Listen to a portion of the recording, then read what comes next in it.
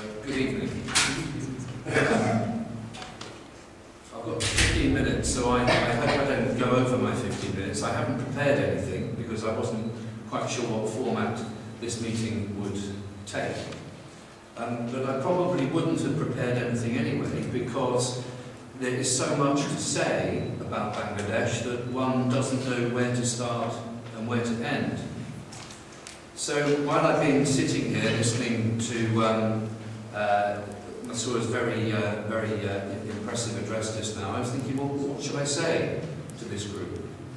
And I think the best thing, or the best way for me to describe what has been going on as a trial lawyer is to give you perhaps a personal account of what I have experienced over the last 2.5 years during the currency of the International Crimes Tribunal. In England, I wear a wig and a gown. I'm a barrister.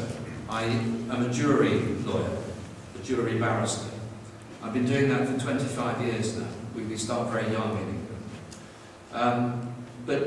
So I've largely defended, but I've also prosecuted every kind of offence that you can imagine, from minor acts of theft and assault to some of the most awful murders that have been in the British public eye over the last 20 years.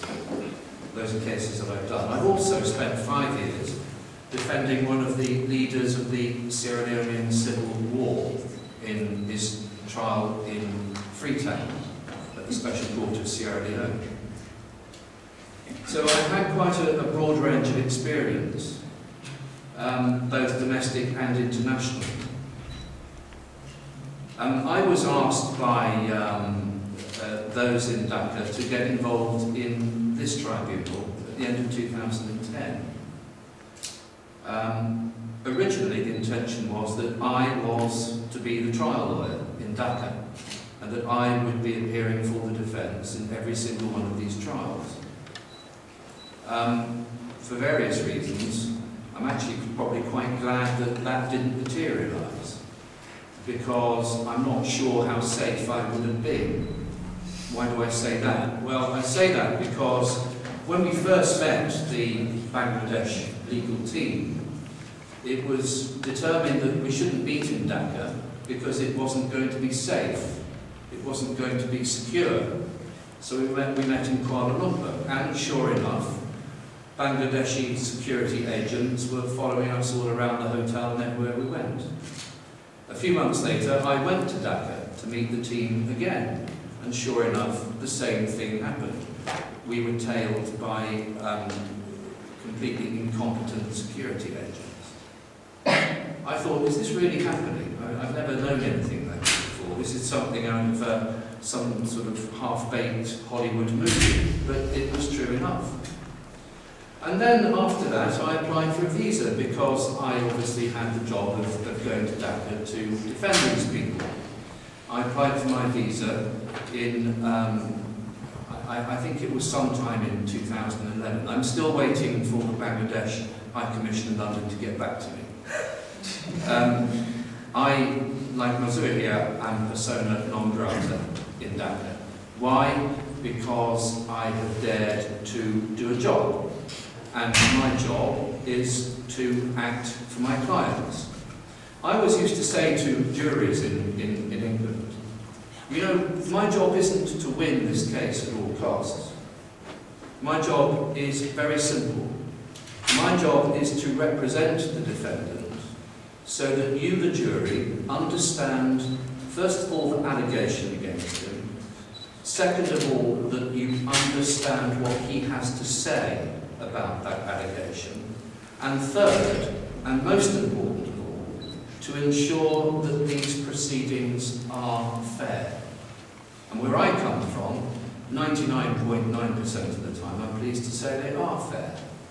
All I wanted to do when I was engaged by my clients from Dhaka was that same job, to ensure that the defence was going to be heard, to be sure the defence was going to be understood, and to ensure that the tribunal's proceedings were fair. Well, even if I had been allowed into Dhaka, I would have failed on all 3 counts.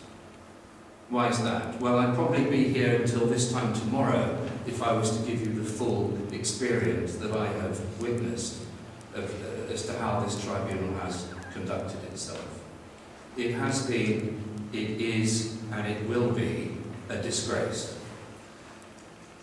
One of the most important rules of my practice as a lawyer is that you never mix up law and politics. I don't come here as a supporter of BNP, Jamaat-e-Islami or any political party in Bangladesh.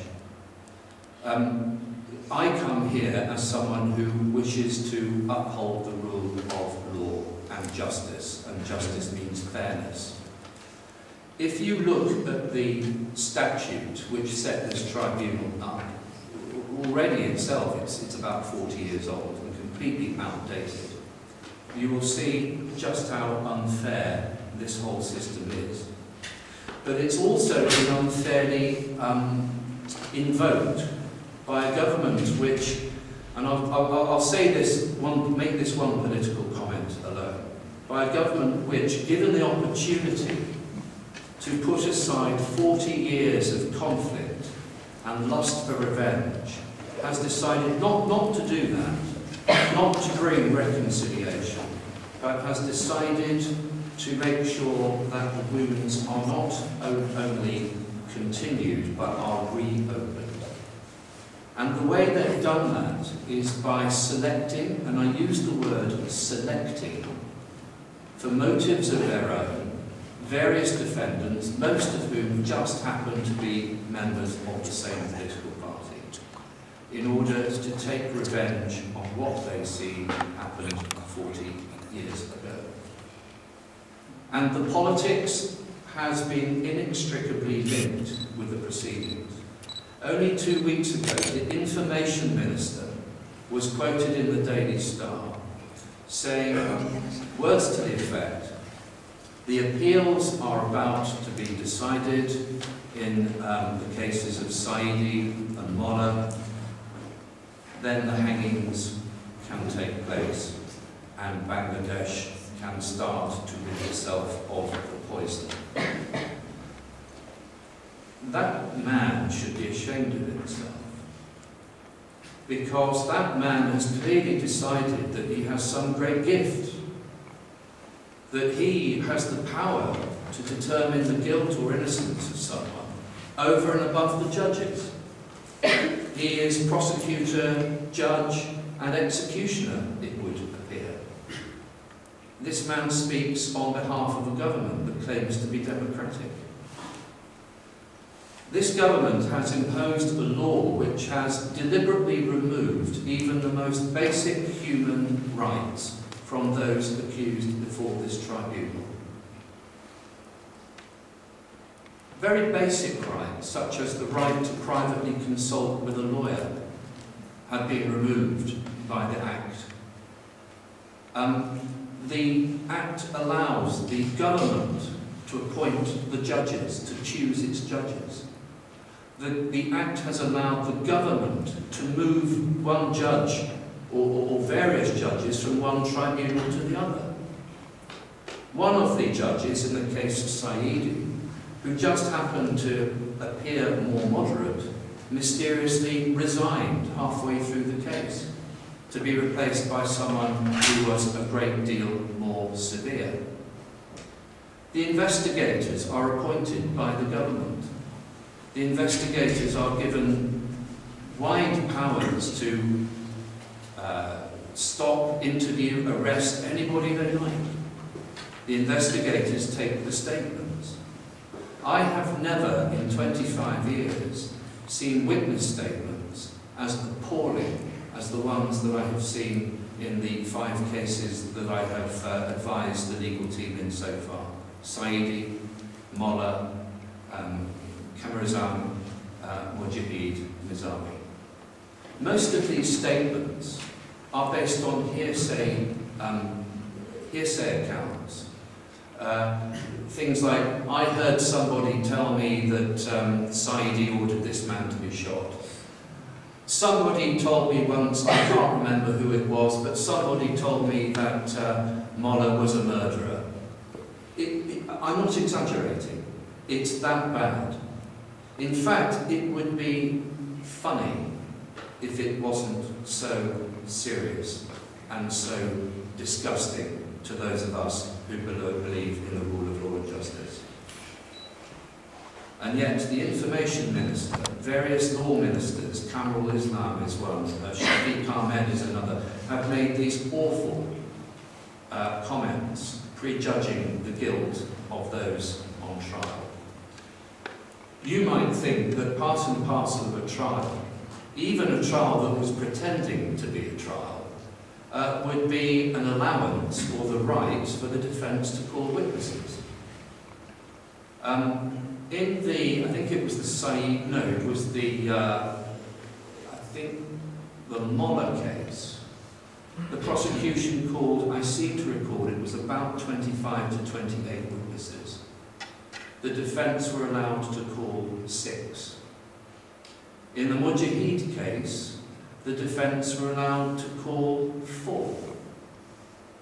A case in which I'm not involved, SQ Chowdhury, the prosecution have called about 40 witnesses. The defence have been told by the tribunal they are allowed to call 5. What we are seeing is trials where an indictment actually includes more charges than the number of witnesses the defendants are allowed to call.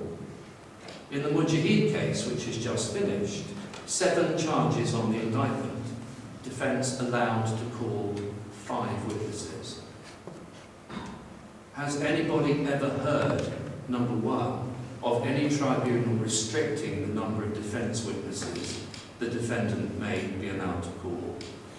Or 2, has anybody ever heard of a tribunal shutting down a defence when they have complained that they need more time because their prospective witnesses are being killed, which is what happened in Mujahid, where because of reports of threats, etc., not a single defence witness felt able to appear. The story about Bali that you've just heard in the Saidi case is absolutely true. It's even worse, in fact, than Mazur just told you.